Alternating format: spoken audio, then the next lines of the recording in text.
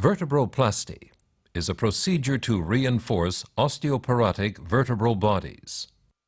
The technique was first reported in 1987 and has evolved and gained widespread acceptance for the treatment of vertebral fractures due to osteoporosis, as well as for the treatment of pathological fractures caused by vertebral metastasis.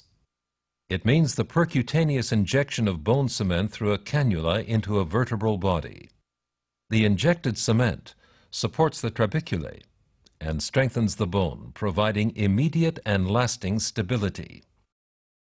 A 78-year-old woman was referred because of severe back pain that progressed over the last year and showed to be refractory to conservative treatment measures, such as physical therapy and pain medication. The pain intensity was quoted as the worst pain experienced ever, corresponding to 10 points on the visual analog scale. In the physical exam, an area of strong pain was present in the same region. The radiographs obtained prior to the intervention showed evidence of progressive compression fractures in the mid-thoracic region from T6 to T9. The vertebrae lost their height. Here they show signs of wedge-shaped deformation. The radiographic changes correspond to the location of the maximum pain in the physical examination. Based on the clinical and radiological findings, a multi-level percutaneous reinforcement from T6 to T9 was indicated. The procedure is performed with the patient lying in a prone position on the operating table. For the patient's comfort, a beanbag is used for optimal adjustment.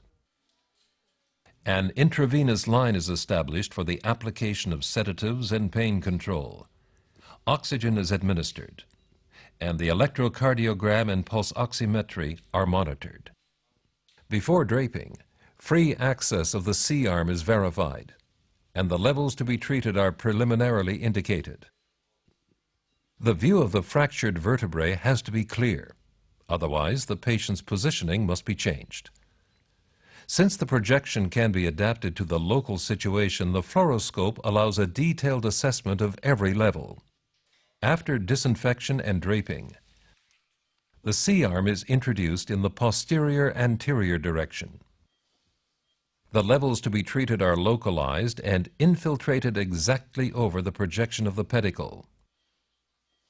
Local anesthetic, mepivacaine 1%, is infiltrated into the skin and subcutaneous tissue down to the periosteum.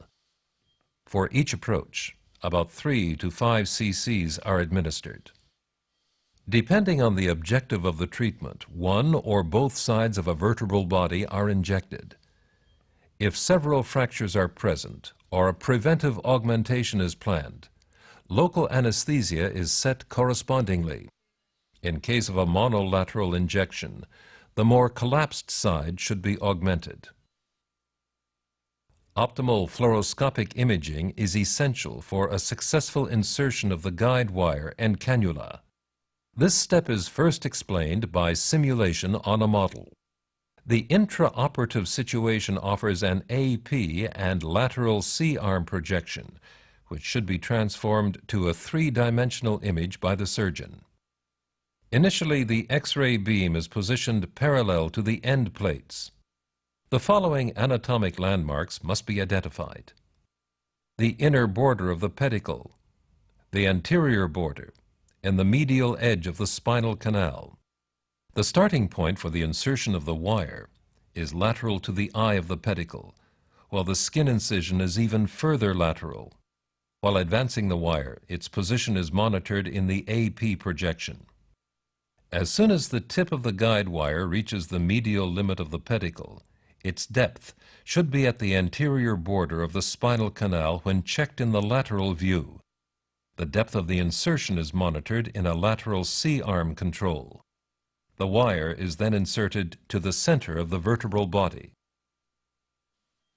After injection of the anesthesia, a stab incision of about 8 millimeters is made, and a guide wire, 2 millimeters in diameter, is inserted. The guide wire is set manually through the muscle towards the periosteum. If a strict AP projection is used, The starting point of the wire is located somewhat lateral to the pedicle and directed medially. With a hammer, the wire is inserted about 5 to 8 millimeters until the tip reaches the medial border of the pedicle. The position is verified by image. If necessary, adjustments of the direction are made. In severe osteoporosis, the wire can be pushed in by hand. Otherwise, gentle hammer blows may be necessary. Once the wires are preliminarily set, their position is stored in the image intensifier, and the C-arm is moved to a lateral position. In a lateral projection, the tip of the wire must be beyond the posterior wall of the spinal canal. Otherwise, a medial penetration of the pedicle can occur. If the position is incorrect, the wire has to be replaced under PA C-arm control. Once the wires are in the correct position, they are advanced toward the center of the vertebral body. For the cement injection, single-use bone marrow biopsy needles with a diameter of 7 or 8 gauge and a length of 10 to 15 centimeters are used. The cannulas are guided over the K-wires by rotating movements. The pressure applied by the surgeon often causes some discomfort for the patient.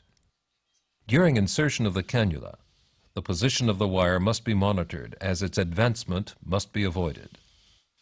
The tip of the cannula should be located at the center of the vertebral body. The wire is removed. A clear passage through to the front of the needle is then checked with a blunt probe. A bone plug is removed. This should be performed with gentle blows with a hammer in order not to penetrate the anterior cortex of the vertebral body. Once all cannulas are placed, the image of the native state should be stored on the image intensifier and be available on the second screen, serving as a reference. Preparation of the cement can then be started.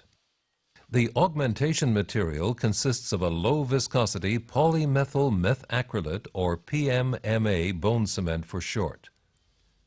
Contrast dye is added in order to increase radio opacity. There is also a special formula of PMMA available for vertebroplasty that is ready for use. Once the cement is mixed, it is aspirated into 2 cc syringes. These syringes provide optimal force and pressure behavior, allowing an injection at an optimal cement viscosity with precise control of the cement flow. Depending on the cement, a 2 to 5 minute wait after mixing is needed before the cement reaches its optimal viscosity for injection. It is dangerous to inject the cement in a very liquid state due to risk of extravasation and embolism. Under continuous fluoroscopic control, filling of the vertebral bodies is started. The void volume of a cannula is about 1 cc and needs to be considered. The cement remains at an optimal injectable viscosity for 2 to 3 minutes. Once the cement appears at the tip of the cannula, the injection is stopped and the procedure is advanced to the next level. Once the cement begins to infiltrate the bone, a painful pressure sometimes is perceived by the patient, and the anesthetist needs to be prepared to administer some IV analgesics. Injection is continued. The flow of the cement must be monitored very carefully, and it should behave like a growing cloud. In cases of normal filling, the augmentation is stopped when visible filling of the entire vertebral frame is achieved.